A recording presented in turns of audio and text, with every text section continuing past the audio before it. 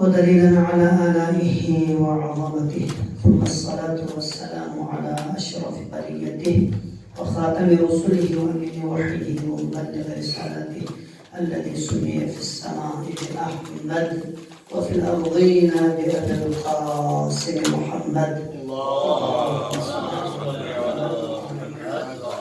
وعلى آله الطيبين الطاهرين سيما بقية الله في الأرضين روح وأرواح العالمين لتراب مقدمه الفداء. أما بعد، قال إمام زين العابدين عليه السلام: يا عما بحمد الله أنت عالمة غير معلمة وفهمة غير مفهمة. انتہائی اختصار کے ساتھ چند کلمات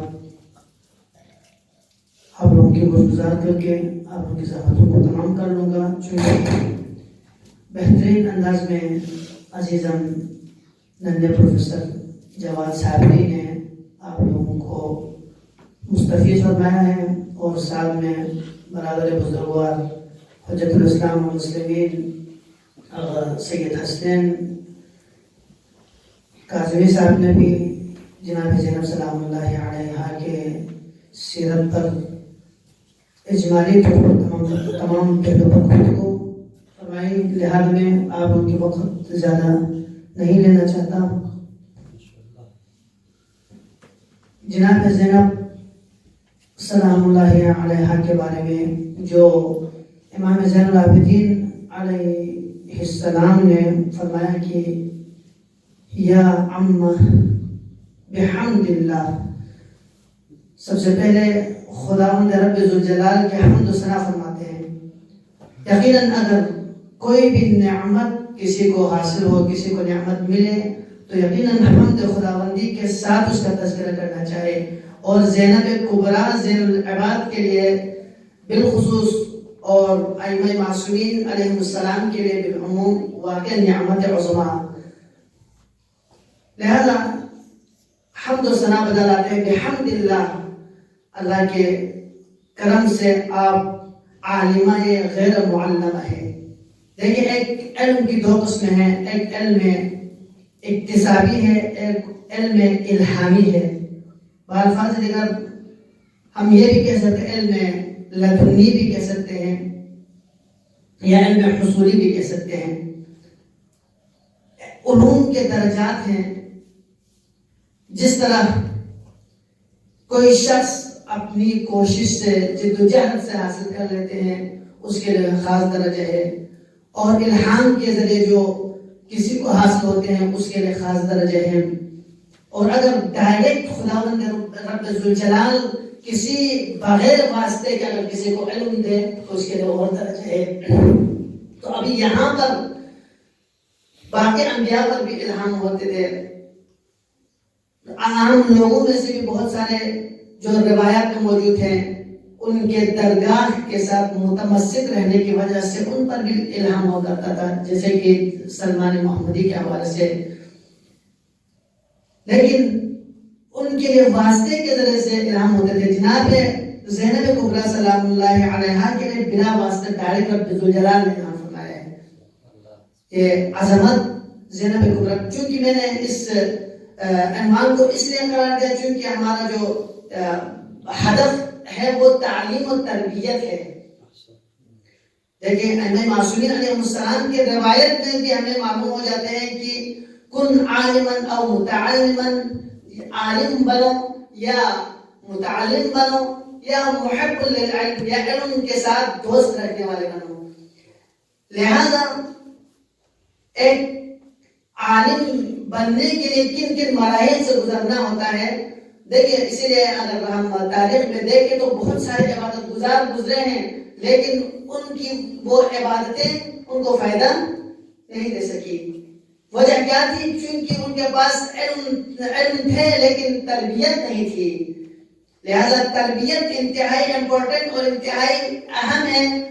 خاصتاً جناب زینب سلام اللہ علیہا کے اس علم کے حوالے سے میں آپ کو بتاتا چلوں، اس کے پر بہت سارے دلائل ہیں کہ آپ عالمہ غیر معلمہ سب سے پہلے تو خود ایک معصوم امام کی زبانی یہ جاری ہونا ہی یہ دلیل بنتی ہے کہ جناب زینب عالمہ غیر معلمہ تھی.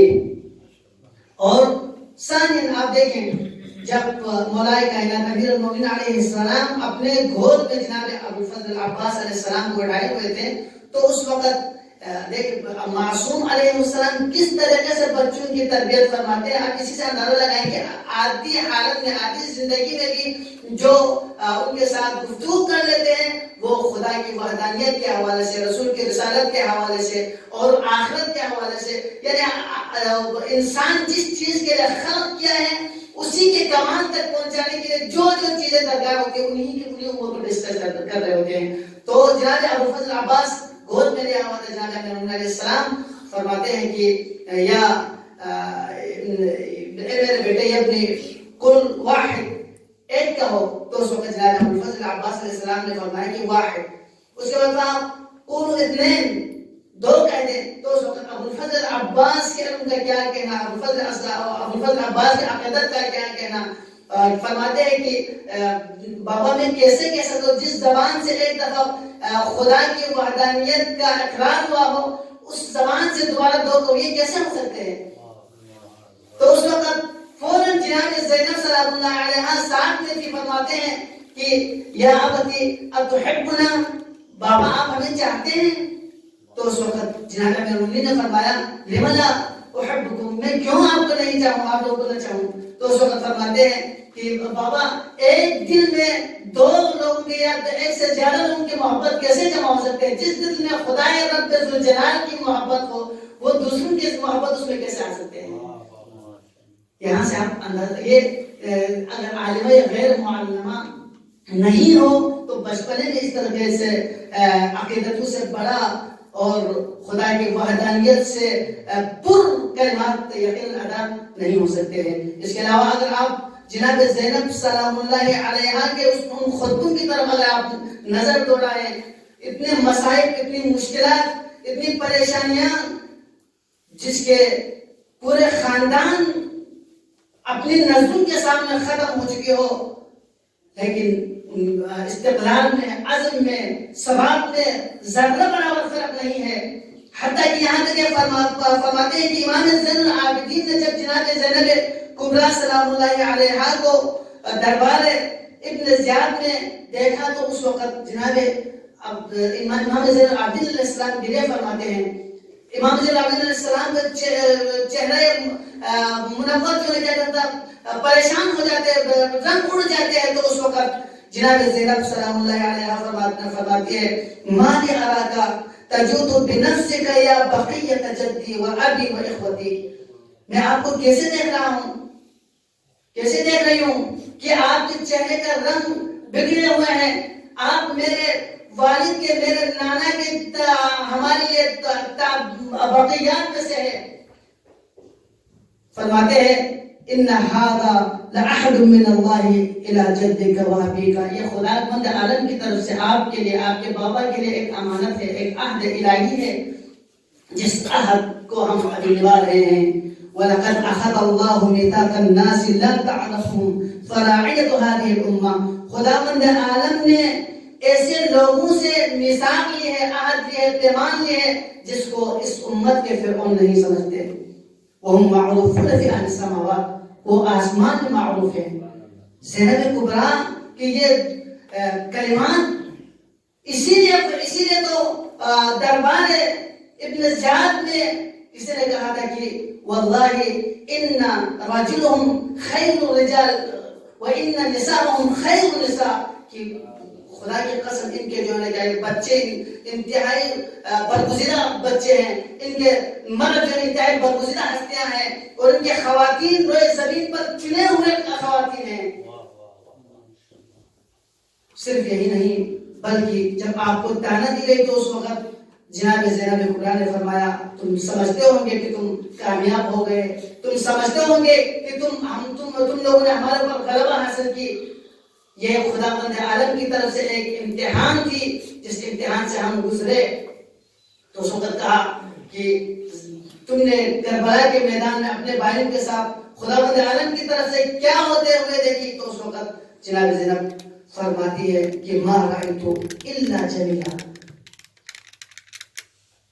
زینب کبریٰ صرف یہ کلمات، یہ خطبات، یہ کردار بیان کرنے کی نہیں ہے.